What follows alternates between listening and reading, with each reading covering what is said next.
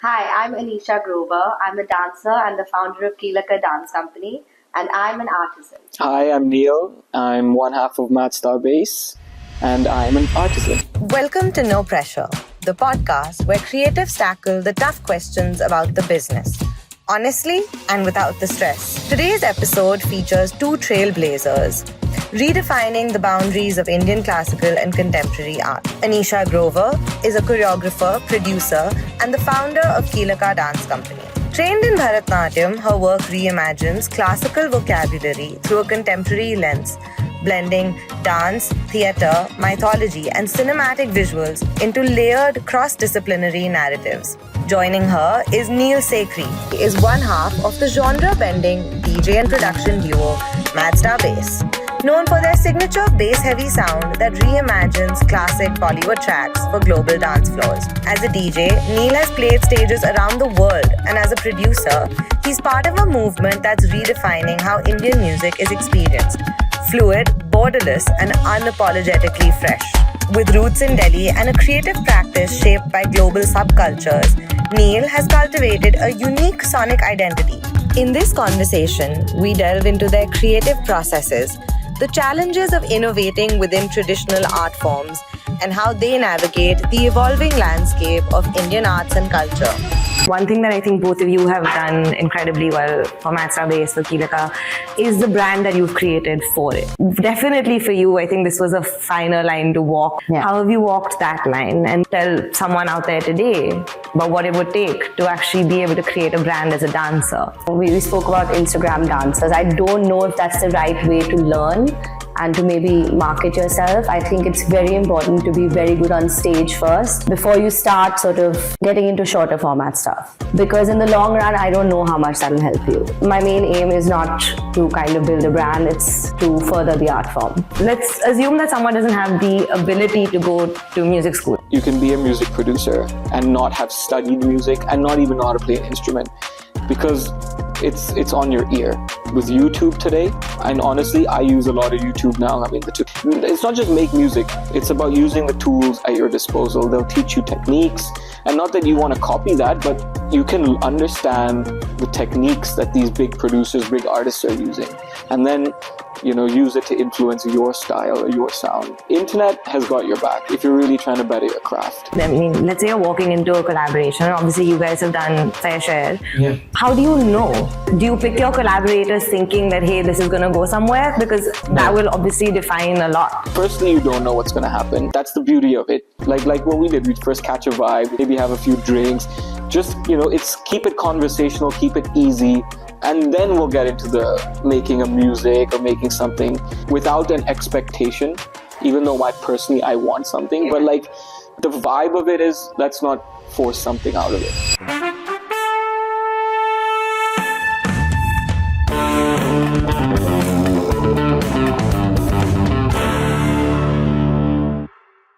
Hi, I'm Aneesha Grover. I'm a dancer and the founder of Keelaka Dance Company, and I'm an artisan. Hi, I'm Neal. I'm one half of Madstar Base, and I'm an artisan. Hi, guys. Hi. Thank you for joining us today, and thank you for being a part of this. Of course. Obviously, I have a lot of varying context on both of your lives, and obviously I've grown up in front of you, so this is very entertaining. Yeah. But just so that we can set some context for everyone who's watching, can you tell us a little bit about how you've entered your spaces and how your journeys began? Yeah, so I am a classical dancer, as you know, just the same as you are. And I actually started dancing when I was 6 or 7 years old. So it's been like 30 plus years. I guess for the past 25 years, I've been doing traditional performances. But a few years ago, I had this realization that things have to change and I want to kind of change the format. So I started my own company with my guru, the Keelaka Dance Company. And now we are, shout out to Jyotsna Shori. So now we are doing large scale productions that blend Bharatanatyam with contemporary dance, theatre, and just different formats. Yeah. Okay. And Neal? Me. Yeah, so I'm a music producer, as you know, and also a DJ. I guess Anant, who's the other half of Madstar Bass, we started making music in high school, believe it or not. So that's over 15 years ago, I think now. And yeah, I think, yeah. You have your wife to keep it real. Yeah, it's been a while. But yeah, for, one of Anant's cousins who was a rapper at the time. And so we were just like, why not? Let's make some beats for him. And that kind of spiraled over time and, became a passion of ours. And we got, learned how to DJ, learned how to produce music better. And, now we're doing a few shows here and there and making music and having a good time. Okay. Just for my understanding as well, I mean, I know you worked in a different field entirely for a long time. I'm not really sure when and if you automatically made the pivot to music or if there was something else, but can you walk us a little bit through the journey of deciding to do this full time? Well, I guess I have to admit, but this is not full time for me. It is, for Anant and I both, it is our passion project, and we just absolutely love music and making music and playing music. So it's kind of a creative outlet for Anant and I. We both have full-time jobs, working in our family businesses. So yeah, we for us, this creative outlet is just that. We release a lot of pent-up tension, or it's our creative outflow. It's just how we process our feelings, and so we enjoy it like that. Yeah. That's how we like it. You didn't want to go full time at all? Yeah, actually, no, we didn't. And I think personally, I can't speak for Anant on this, but personally, if I did music full time, I don't think I would enjoy it anymore. It's one of those things where I'm enjoying it because I can take it at my own pace and treat it the way I want to treat it. And if I was, 9 to 5ing it, I'm not sure I'd have the capacity to enjoy it anymore. So. And for you, Aneesha? Yeah, so I used to work at NDTV, and I used to work in the promotions and marketing department. So a lot of it was very content led, and we used to do a lot of visual content. And I quit that a while ago, and then I actually had babies.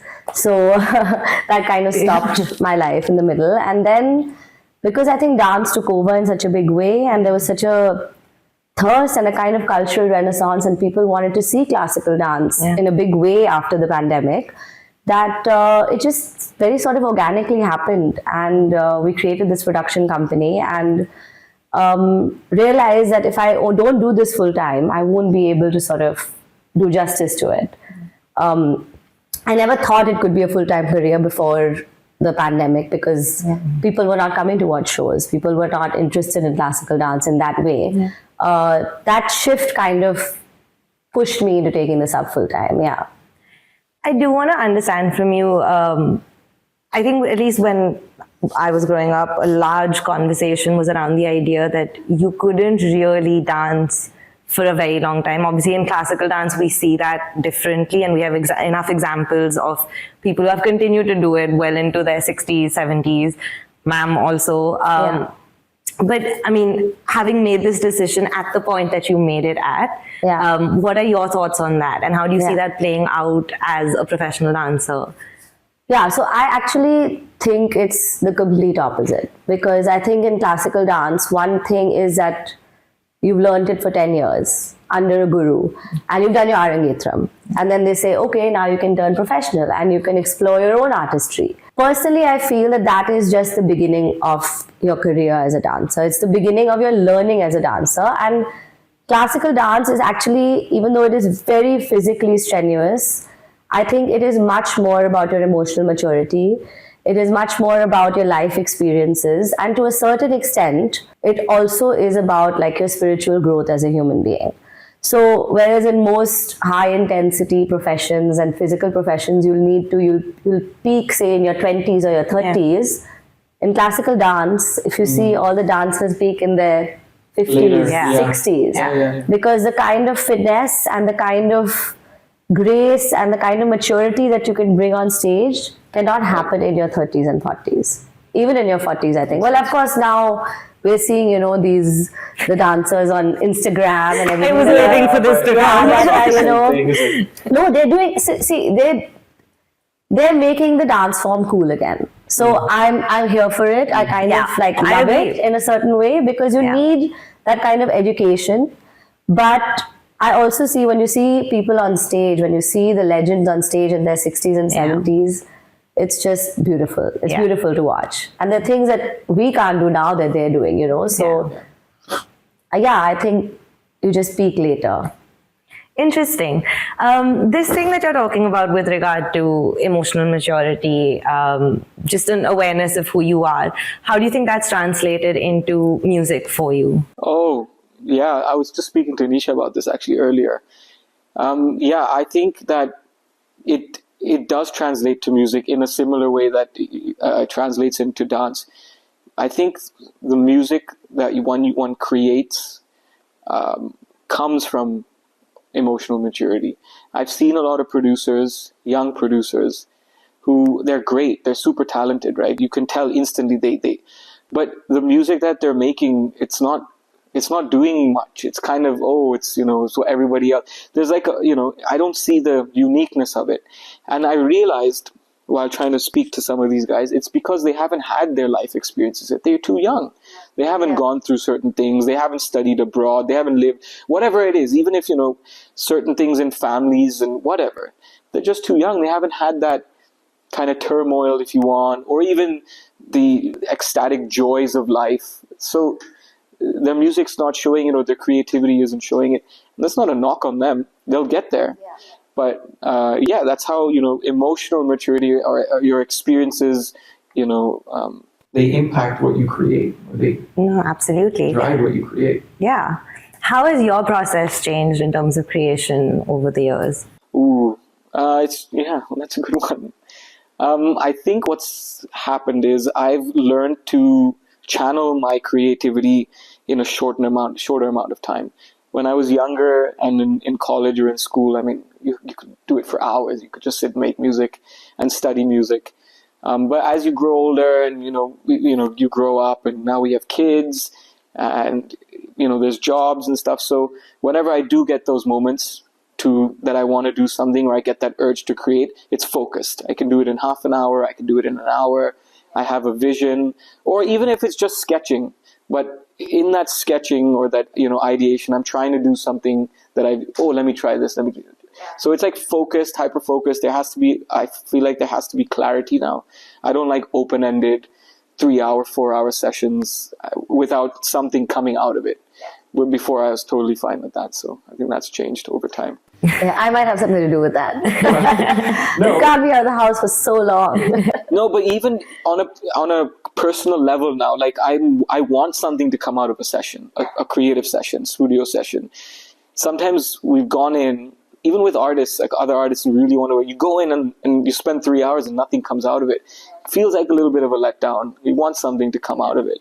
So from that angle, it's... But when you're looking at that aspect of it, right? I mean, let's say you're walking into a collaboration, and obviously you guys have done a fair share. Yeah. How do you know? Because eventually if you're going to walk into a room, and do you pick your collaborators thinking that, hey, this is going to go somewhere? Because that will obviously define a lot. You're right. You don't know what's going to happen. And I think that is also the way we look at it. That's the beauty of it. You don't know what's going to happen. But you do want to work with collaborators, that you like maybe you like their music, or your friends, or you vibe with them.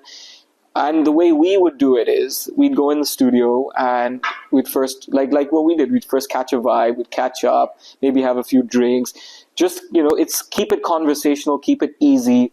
And then we'll get into the making of music or making piece of music. And some things, it doesn't matter. It doesn't have to work out, but we like to keep it casual without an expectation, even though personally I want something, but like the vibe of it is, let's not force something out of it. That's the best way to work. How does that translate for you, Aneesha? Because obviously collaborations in classical arts are not necessarily of the same nature, but we've seen it with Kilaka now, and there's obviously so many varying kinds of collaborations that you're trying to do. Yeah. What is your approach to it, and how are you keeping that alive? Yeah, so I think that this is just very uncharted territory at the moment.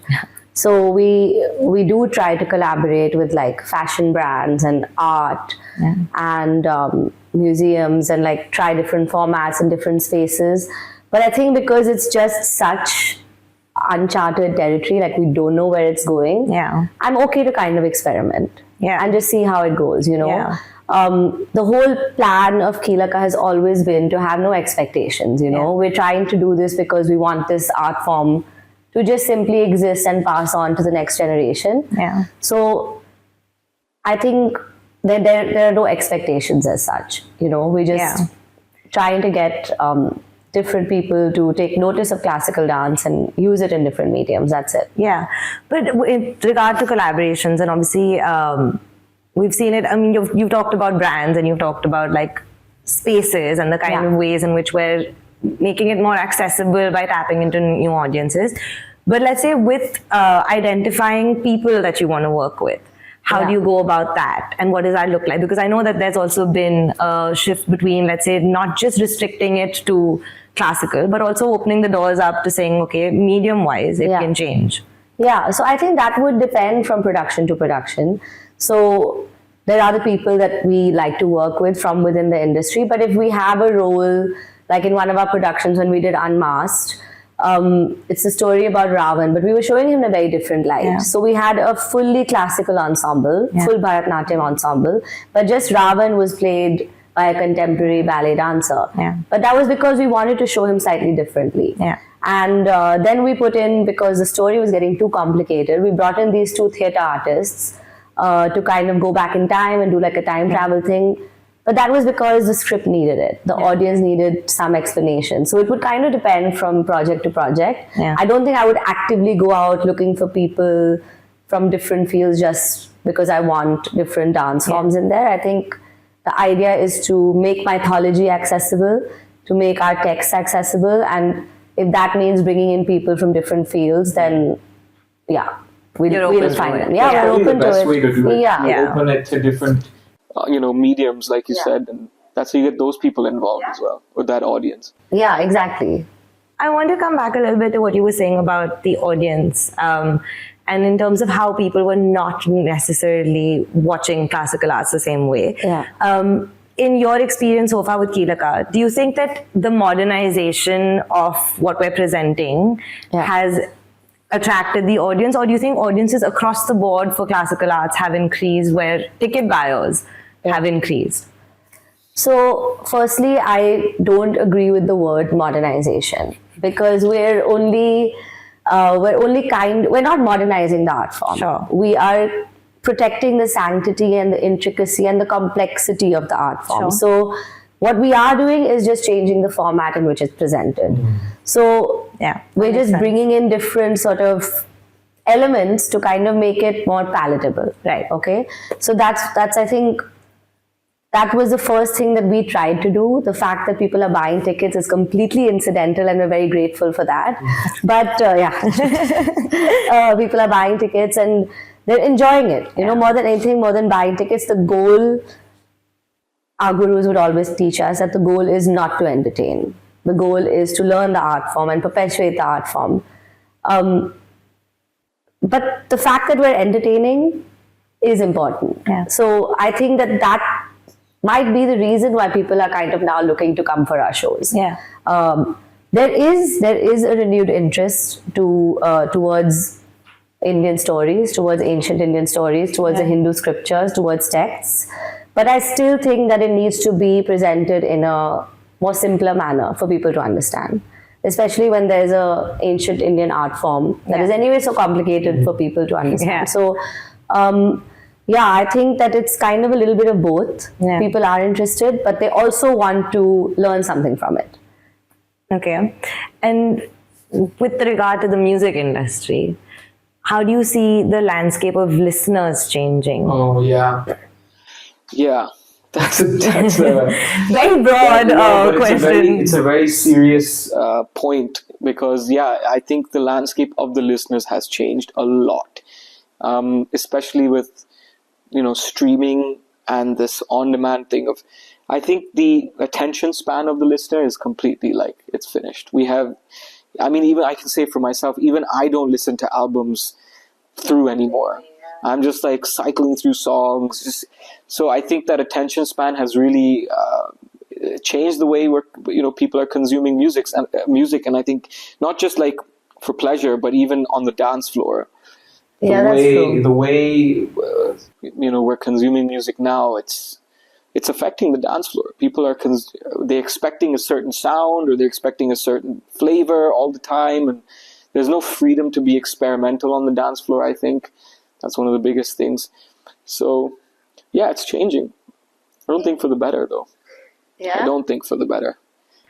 But okay, in landscapes such as these, where you're navigating a listener base and you're navigating an audience that is also learning a new language in some sense, how have you managed to retain the authenticity to the craft that you're working on? Because, like you said, you started creating music 15, 16 years ago. And today, when you're looking at it and you know that even you're not listening the same way, how does that impact what you want to put out into the landscape? Yeah, so the way I keep it authentic was, I kind of touched upon it earlier, is that I do only go get back into or touch into music or create when I feel like the internal urge to do it. And it's not all the time. I know, most musicians, most producers, I'm sure they're doing it. There's one way of looking at it where you wake up and you produce every day, and that's how you get better. And I'm sure that is the way you get better, practice. But for me, and I think Anant also, when we feel that pull, that kind of, it's like the universal pull, like something needs to come out, that's when we do it. And that's how we keep it authentic, because then that's our truest expression. We're not just chasing the trend or chasing whatever the audience wants to hear in the moment or today. So maybe what we create is, an amalgamation of everything that we're taking in at this period. But ultimately, that's how we keep it true, because we only do it when our hearts tell us to, and we only put it out if we really feel like it touches upon our ethos.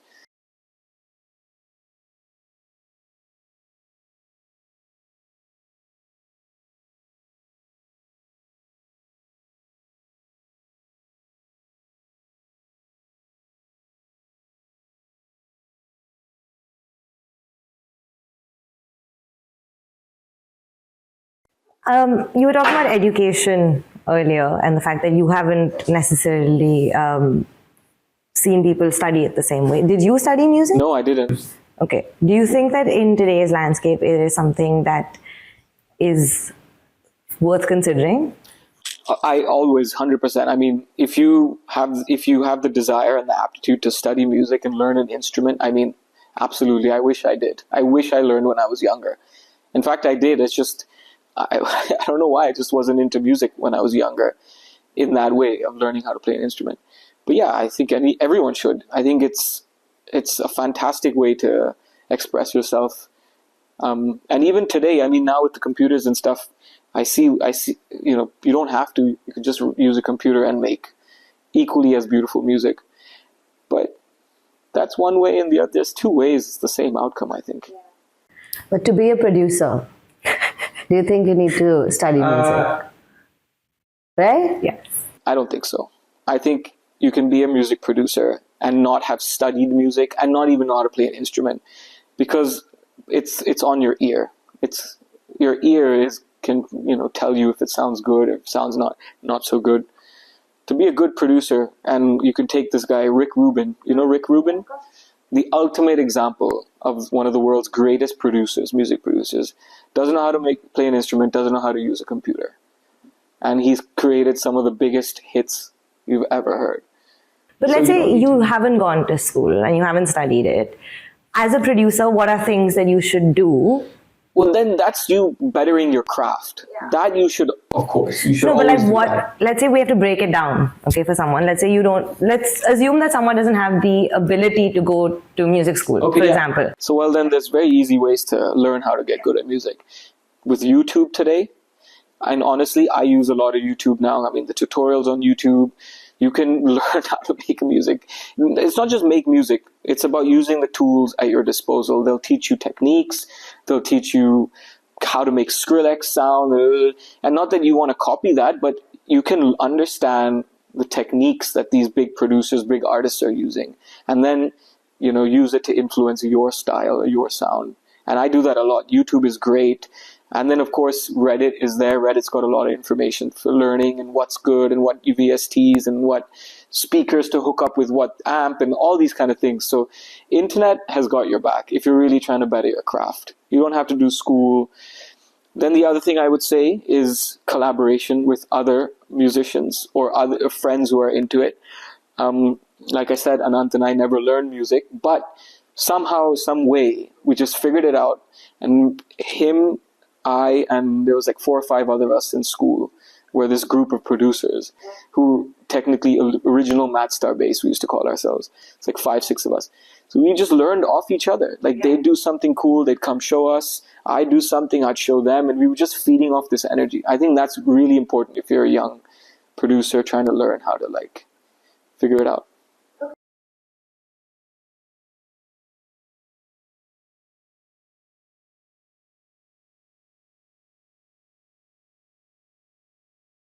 Okay.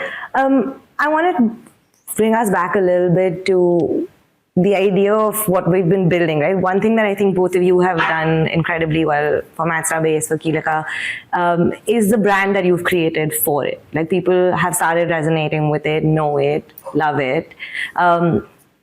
Definitely for you, I think this was a finer line to walk because the idea and the conversation around the classical arts, Instagram, marketing is a big debate in the industry. How have you walked that line and what are you trying to do with the branding? And if you could tell someone out there today about what it would take to actually be able to create a brand as a dancer, what would that look like? I think I don't know much about that, but because I don't know if I've built a brand. I just know that I have been true to learning a classical art form, and I have done it with a guru, and that guru has sort of led me and helped me to kind of carve my own niche. And then, of course, I have a bit of a content background, so I was able to sort of translate that into how I envision classical dance and how I want it to be seen by a younger, more contemporary audience.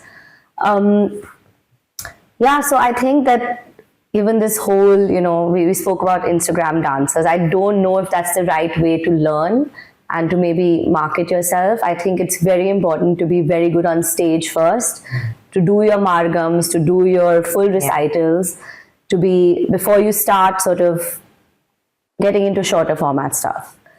Because in the long run, I don't know how much that'll help you. If you're not a dancer with a full 1.5 hour stamina, very important.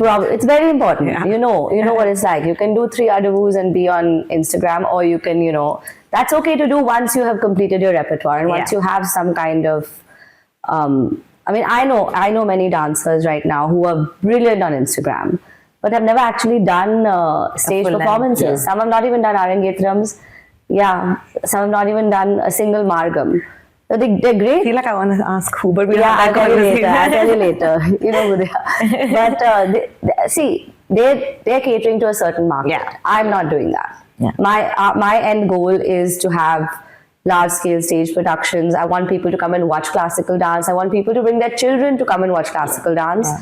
And parallel to that, I want to create good content on Instagram. But Instagram is just a channel. Parallel. It's just a channel.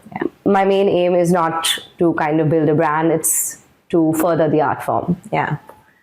How have you looked at Matsra Bass and the branding that you guys have created? I mean, I'm quite on the similar lines as you. We never focused on building a brand. When we started, it was just, let's show you guys some different music, let's DJ in a different way, play different music in the club, and play Hindi music in the club, Bollywood music, which was severely frowned upon back when we started. So I think even for you, Aneesha, I would say the strength that you have is it's a singular vision. Like, you're not like people on Instagram or whatever, there's no vision for those producers or those dancers. They're just doing something for the likes.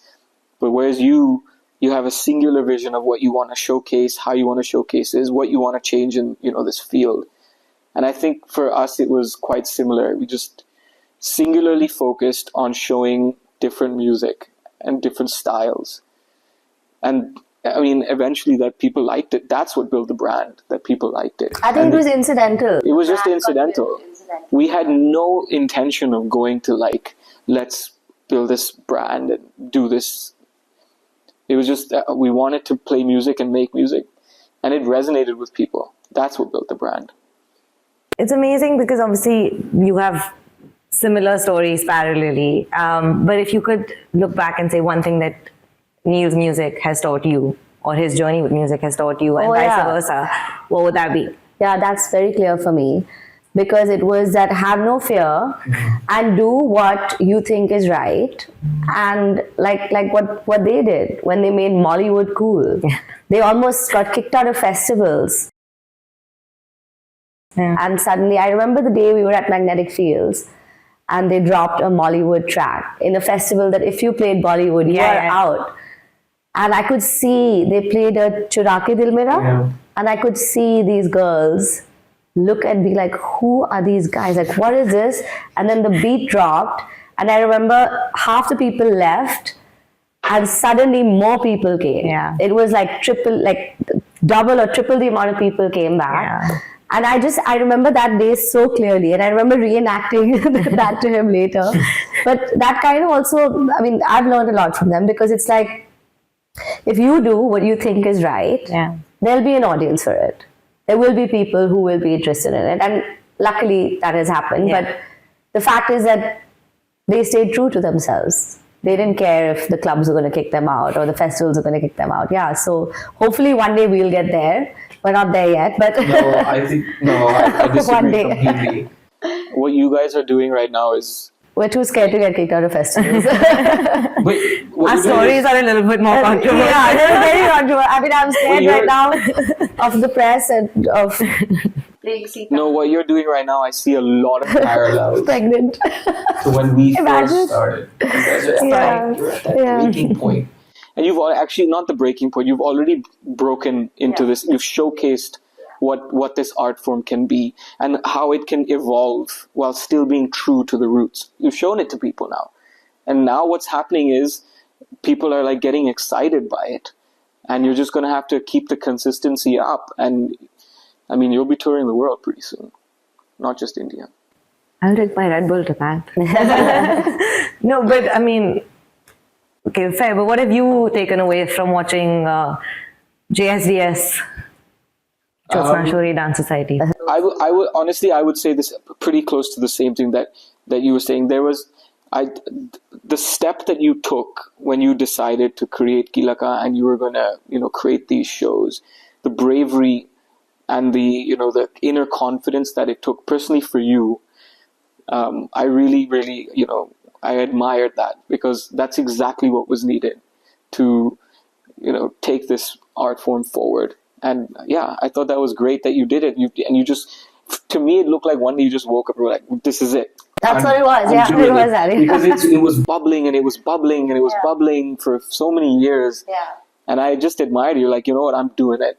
I'm going to do it. I think this was right after Emmy was born or something. It was right after. Yeah. So even, what an amazing time to decide such a thing, right? Like right after having your second kid. So yeah, the courage, the bravery. And then now, I mean, the consistency with which you're doing it, it's like better than we were doing it. Wow, that's so cute.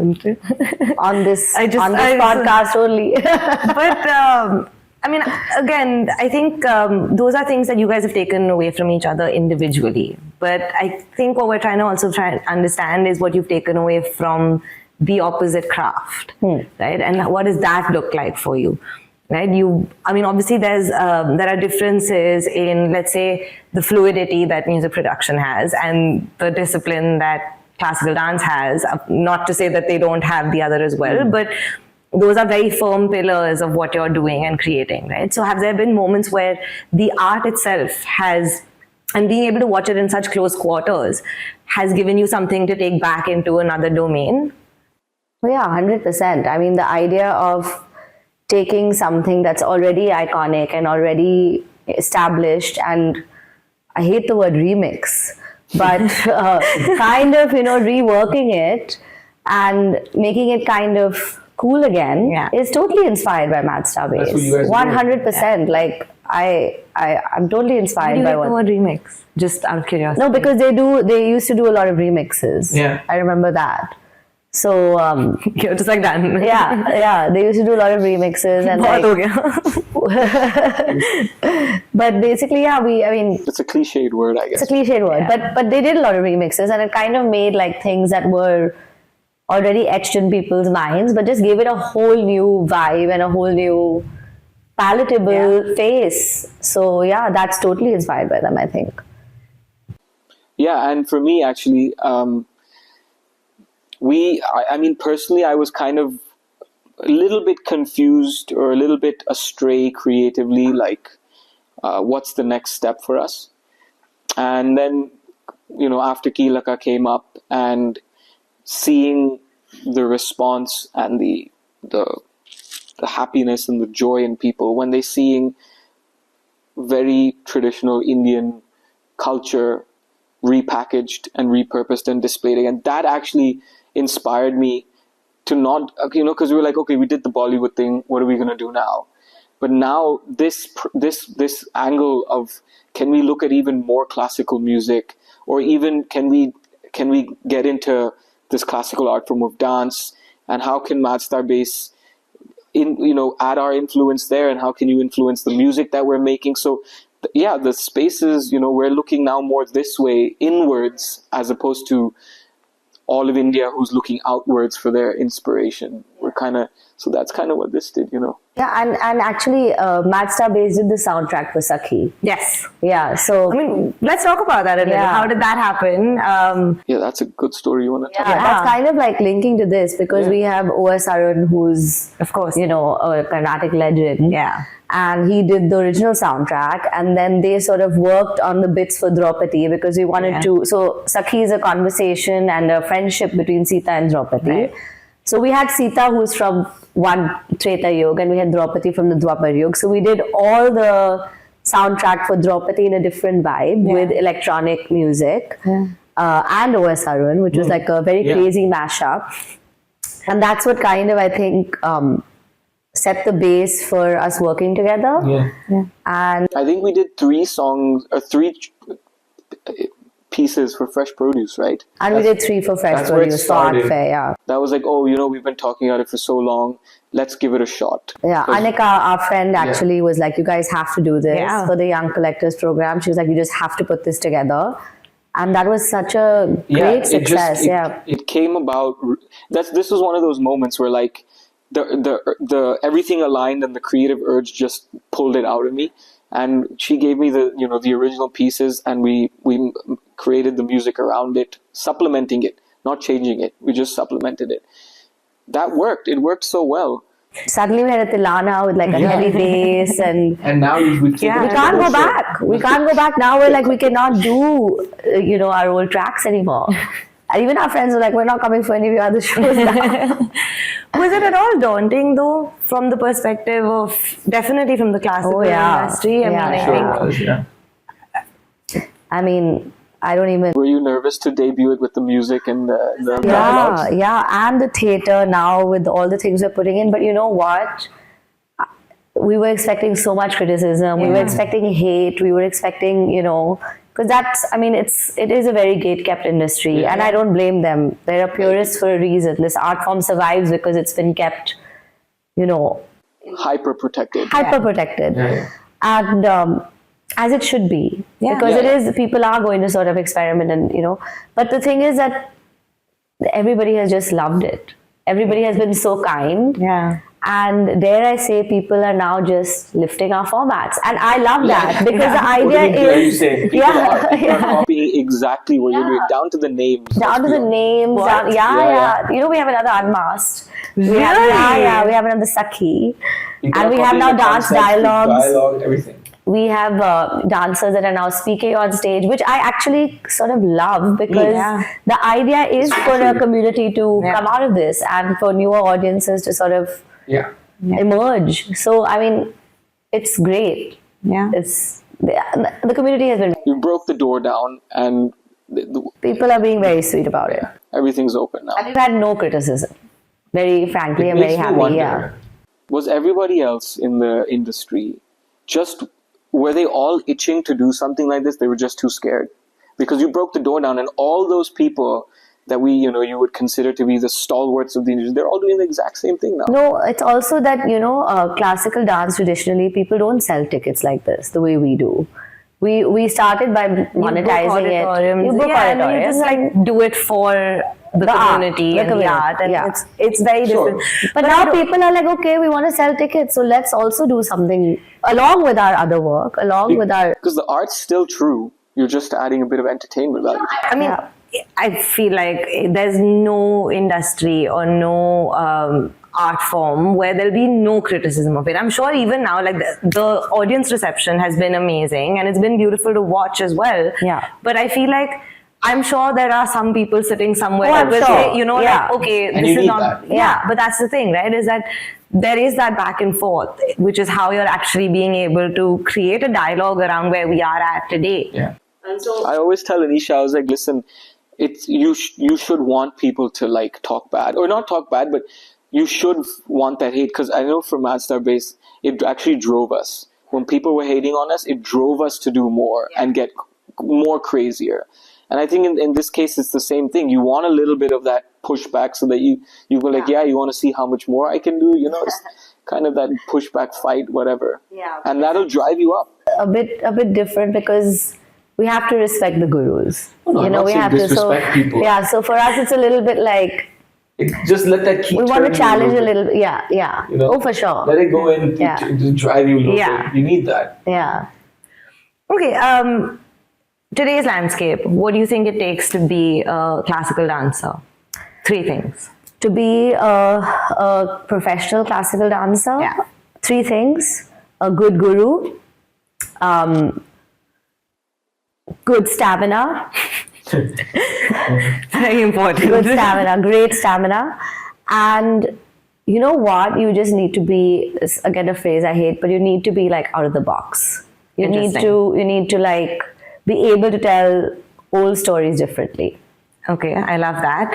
3 things that you need to be a music producer in today's day and age. Okay. So I would, obsessive. You need to be obsessively about bettering your craft, or just obsessive about the details of music and how you can replicate that. What's the other one? Unafraid. You have to be unafraid. You have to take chances. Cannot box yourself into the trends. And I would say, what's the third one? Fun. I think you have to be fun. That's you can't really be true. serious. Well, that's my perspective. Keep it light, be fun, and just enjoy it. Yeah, I love how often people forget to say that. Yeah. Yeah. Every answer that someone has given has been all of these like serious things about it, and then I feel like it's so important because you forget to just also Have fun. Yeah. I mean, what's the point if you're not having fun? I want to quickly circle into the economics of this. We've talked a little bit about the ticket buying audience and about what the listener landscape has looked like. But I think one thing that a lot of younger artists have asked me, and I see this as a common thread, is the pricing of what you're putting out there, right? So let's say you're being asked to perform somewhere.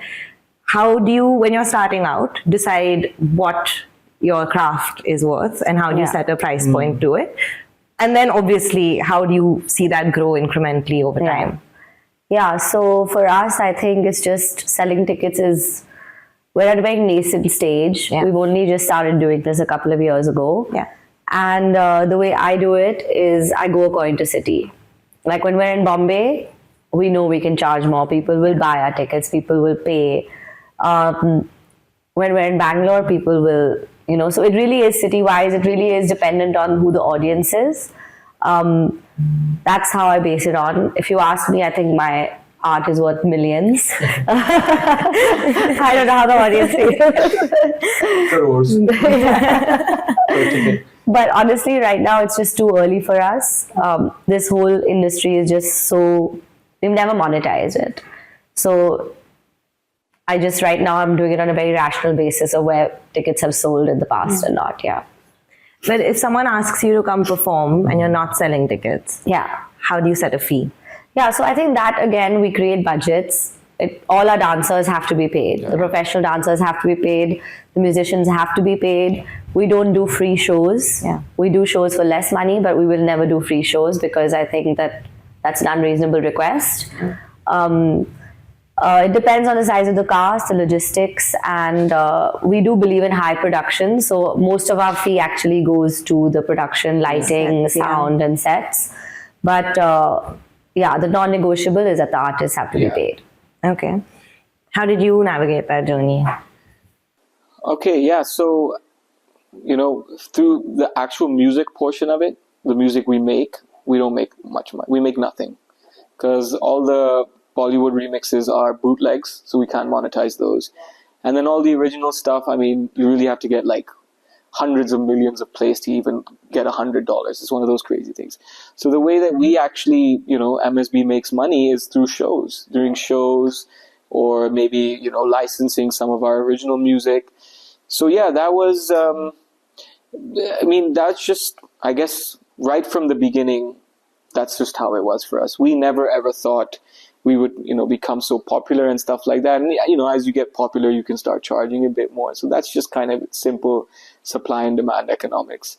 But I wish we could make more from music. I think that would have been great. But that's the whole, how the listener landscape has changed and the way people are enjoying music. It's just destroyed that value that you're actually getting from the music. It's all shows.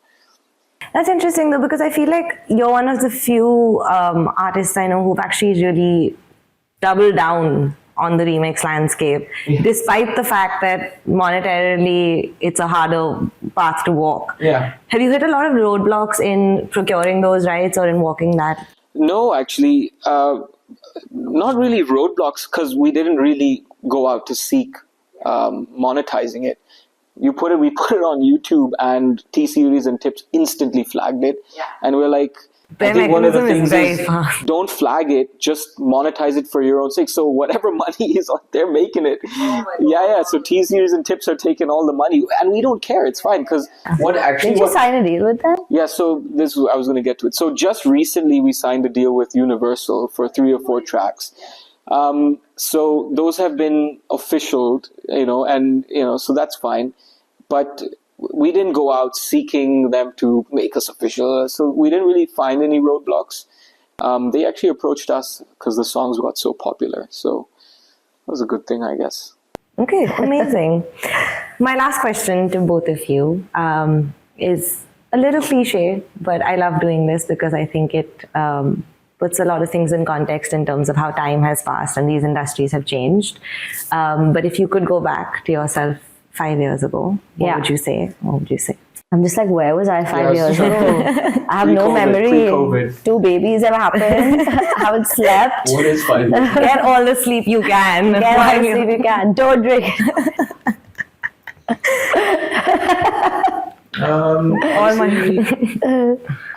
I don't think I would say anything different.